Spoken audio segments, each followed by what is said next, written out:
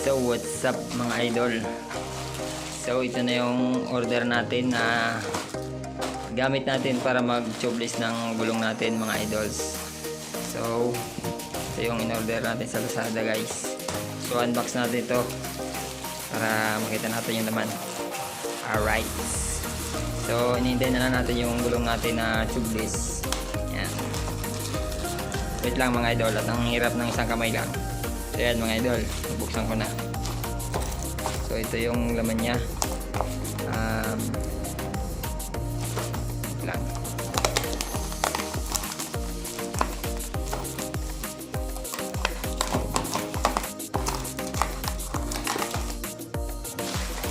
Ito muna. Ang size nito ay 1.2 by 17 mga guys. So itong isa guys ay 1.4. So itong 1.4 guys, yung ilalagay sa kung okay siya sa 2.15 na rim. Tapos ito 1.6 na rim. So tatry natin kung okay siya. So okay guys, buksan ko itong 1.4. So ang bubungat sa atin ay ito, bolts. And then yung mismong airlock. Yan yung airlock guys. Ito yung 1.2, ganun din, may bolts din siya, tapos takip ng pito. Then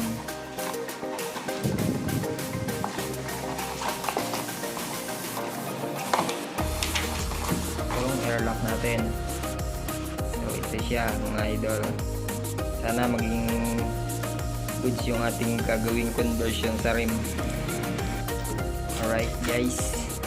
So ito yung sealant natin.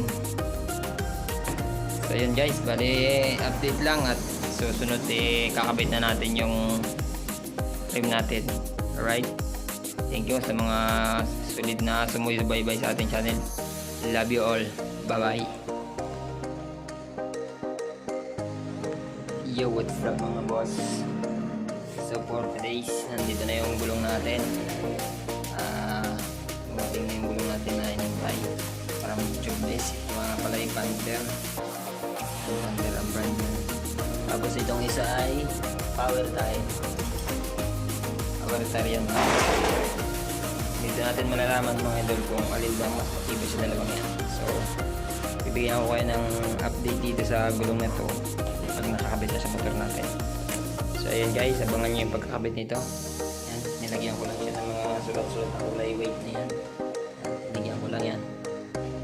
Kararating lang eh. So ito ay 80-80 guys. 80-80. Tapos ito ay 70-80. So ito yung gagamitin natin pang sa likuran ng idol. Tapos ito yung sa unahan, 70-80. So yan guys, bali magkaiba ng brand yan, Panther at power tire. So yun, tingnan natin kung alin lang mas malakas sa dalawang yan, mas matyaga, mas matibay. So may pre na nga ito ng sealant yan mga idol. Ito na sealant. Tapos may pre na din siyang pito. So hindi naman natin ito magagamit guys, kunin lang natin yung takip. So yan guys, abangan nyo yung pagkakabit natin ito. So motor natin, yun yung motor natin. Klasin na lang natin yan sa sunod na araw. Alright, love you.